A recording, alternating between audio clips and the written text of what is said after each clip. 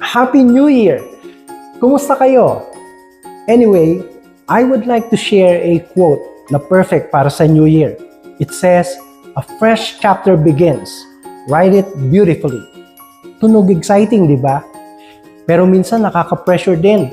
Parang feeling natin, dapat perfect agad yung January natin. Dapat aesthetic, dapat productive, dapat walang mali. Pero truth is, okay lang naman kung hindi agad perfect ang simula. Kung ang writing it beautifully para sa iyo ngayon ay ang pagngiti sa harap ng salamin, winner ka na doon. Hindi kailangang magmadali. Ang mahalaga, sinusubukan natin. Kahit paunti-unti, kahit dahan-dahan. Kaya, ngayong taon, huwag mong masyadong i-stress ang sarili mo. Just take it one day at a time. Your story is beautiful because it's yours. Mali-mali man ang spelling at grammar o medyo magulo ang sulat, okay lang yan.